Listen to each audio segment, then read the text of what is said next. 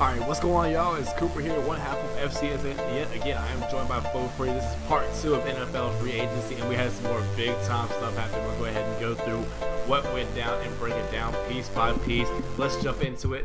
One of the biggest stories in all of free agency thus far, Demarco Murray is going to join Ryan Matthews in Philadelphia. It'll be a crowded backfield. What do you think about that? This was crazy. We didn't know where he was going to go. Jacksonville, back to Dallas. He finally ended up with Philly. And it's too small of a sample size for me to give him $9 million. That Cowboys offensive line was great. He's been banged up his whole career. And that was a great offensive line he ran after. He had a great season, but for me, I think it's too much of a small sample size to give him that much money. I think it's a good bet. I don't totally disagree with you. I definitely agree that that offensive line was incredible. But at the same time, I think he can play. I definitely think he's a good running back. Definitely, I think he's going to be a good addition in Philly. And that offense, especially because he'd be fresh. In Dallas, they're just running him to death. And because they added Ryan Matthews and they have Darren Sproles still there, I think he's going to be fresh. I think he'll bust some big runs. I think he'll be very effective in that offense to wear some people down for sure. Another reason I think I did this is because he fits their straight line rather than LaShawn McCoy, who kind of danced in the backfield a little more. So I think he's going to fit their system a lot better. And I agree, he is a good back. So we'll see what happens in Philly. What do you think about Ryan Matthews? What do you think his role is going to be? I don't know, because he was a pretty good back, a #1 guy in San Diego. He showed he can run the ball. Maybe he'll be more of a pass catcher kind of guy, but I think he'll get some work down there. Yeah, just kind of spell him out a little bit. Yeah, probably. Give Sam Bradford a little help. All right, next up, we have Jeremy Maclin to the Kansas City Chiefs. And keep in mind, the Kansas City Chiefs have not thrown a touchdown pass to wide receivers since like 1980. So what do you think about this one? I don't know. Jay Macklin's a great player, but I do not think it's a good scheme fit for them. Again, Alex Smith, not very confident throwing the ball past 20 yards. So how are they going to get him ball when he beats the safeties and stuff? Maybe they can throw him some bubble screen, get him out in space. But I'm not too thrilled with this sign for the Kansas City Chiefs. I mean, he's definitely a playmaker. I mean, he's going to get, like you said, give him space. He can make plays. I definitely think he'll break that streak. Is it 2 years or is it a year and a half since they throw a touchdown pass? Yeah, it's been a while. Yeah, it's been a while. I'm not sure the exact time, but I think Maclin will just bust some plays. I think he's definitely he's not a bad addition. I don't think it was the best fit for him, like you said, but I don't think if the Kansas City Chiefs is definitely a good playmaker for you. I can see him doing some decent things. Next up, Percy Harvin to the Bills to join LaShawn McCoy. They're making some moves in Buffalo. What do you think about this? Yeah, I think this is a great signing. Percy Harvin is known as a tough guy in the locker room, but if they can get that straight, boy, will Bills have some speed on that offense. LaShawn McCoy, Sammy Watkins, and now Percy Harvin. Yeah, so, Sammy Watkins has some fast receivers. That's going to be definitely pretty tough. If Matt Castle can give him the ball, man, they'll be a scary team to play against. Definitely. How much did they pay him?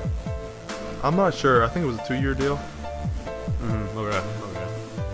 Next up, we got Nick Fairley to the St. Louis Rams. That defense, what do you think about that? I think that was a great pickup for them. It's only a 1-year deal, so we'll see how it goes. But that defensive line is going to be really tough to run against, man. You're going to want to pass the ball when you play them. What do you think they were trying to do with a 1-year deal here? I mean, I don't think the Rams are in a win now type of mode. Do you? I'm not really sure. Maybe they were kind of seeing if they fit their scheme and how hard he was going to work in the offseason for them, if he was really committed to them. Yeah, that makes sense. And you think he'd be willing to re-sign? Maybe if they have a good year. Yeah, I can see that. Next up, we've got Reggie Bush to the San Francisco 49ers going back home to California because he played at USC. What's your take? I really don't know, because their scheme, 49ers have always been a power right up the middle. Reggie Bush is not really that kind of running back, kind of flare screen kind of guy, but maybe it could help Carlos Hyde trying to change the pace back, and Kaepernick to help him with little screen plays and flares and stuff like that. I like Reggie Bush as a player. I like the way he plays. People say he's a bust. He didn't live up to expectations, but he's still a guy that he can do a lot for you. Maybe not as a feature back, but definitely he can make some plays. I see San Francisco finding ways to get him the football in space and him being pretty solid. I don't think this was the best fit for him. Him going to the Patriots would have been outstanding. We were talking about that earlier. But we'll see how it goes. I think it's all right. I think it was a good pickup for them. Yeah, I mean, you can't go wrong with him, especially if he's not your feature back. Next up, we got Darren McFadden to replace Demarco Murray in Dallas. What do you think about this? This one was kind of confusing for me because they didn't want to pay Demarco Murray, who just got like a $9 million contract, but they're going to pay Jeremy McFadden close to $6 million. Kind of head scratcher for me, but in the back of my mind, I really think they're going to have a strong push of going to Adrian Peterson. I like Darrelle McFadden though. I'm one of the guys that actually likes him. I think he's a solid back. He's been banged up like crazy. Right. But when he's healthy, he's a good running back. I think people definitely sleep on him a little bit because he played in Oakland when they weren't so great the last couple of years. But I watched him a couple times, and I loved him in college as well. He was a really good running back in Arkansas. We'll see if it carries over to Dallas. Yeah. Next up, we've got Terrence Knight into the Washington Redskins. That was a one-year deal for $4 million, correct? Yeah. This seems a deal of the offseason for me. Getting a guy like that, probably one of the best nose tackles in the NFL for a $4 million deal. That was a great pickup for the Washington Redskins. So how do you think he fits their scheme? What do you think that'll translate to? I think it will help them on defense because they were actually pretty good against the rush last year, so I think this will make them even better. And keep RG3 off the field, you know. I think it will help their team a lot. Yeah, for sure. What do you think about the Patriots in general, just their whole offseason so far? Guys they've lost, guys they added. What is your take? They really lost a lot of key pieces on defense, starting with Browner, Revis, and now Wilfork. They're talking about trying to get Wilfork back if they don't, but those are three key guys in their defense that really helped them win the Super Bowl last year.